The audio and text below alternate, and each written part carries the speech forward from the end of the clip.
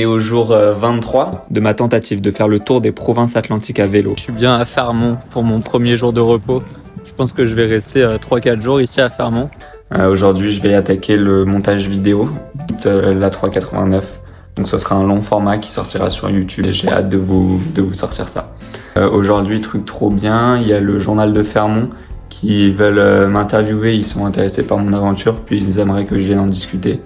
Donc parfait, moi j'ai trop envie de la partager en plus. Ce sera ma première interview pour un journal. Mais d'abord, mon ami m'emmène faire un tour de cette ville au sein du mur de Fermont. C'est fou, il y a tout. Un bowling, une piscine, un restaurant, une patinoire, des magasins. C'est vraiment spécial comme endroit et je le vis comme une chance de pouvoir expérimenter ça au cours de mon voyage. Cet après-midi, j'ai profité de la salle de sport pour m'entraîner un peu le haut du corps avant de me faire un plaisir au restaurant. Parlez bien. L'hiver, quand il fait moins 40 dehors, en fait, tu peux tout faire en short t-shirt et être à l'intérieur au chaud et tu as accès à tout. Énorme mur bâtiment. Il fait 1,3 km de long. Il appartient à ArcelorMittal. Il faut savoir que Fermont, c'est une toute petite ville. Il y a 2300 habitants.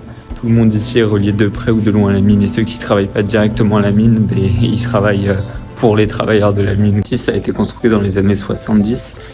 Et il y a des familles du coup qui vivent, donc ils ont tout, il y a une maternelle, une école primaire, donc tu vois vraiment les enfants. Et, tout ça c'est des habitations, donc à chaque fois vous avez un escalier et il y a comme 2 appartements.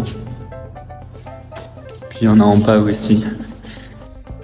Fait qu'aujourd'hui ce que j'essaye de faire c'est de finir toutes les conserves que j'ai avec moi. Petite bec moi j'ai acheté plein de conserves en me disant ouais c'est bien, ça va pas sentir, les animaux pourront pas savoir que j'ai de la nourriture et tout. Sauf qu'en fait, les conserves, déjà, c'est lourd. Et en plus, une fois que tu les as ouvertes, tu dois garder les déchets avec toi.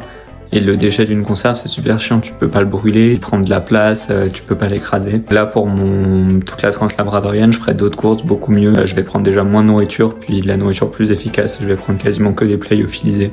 Et ce soir, ça sera encore un autre gros burger avant d'aller faire du montage vidéo.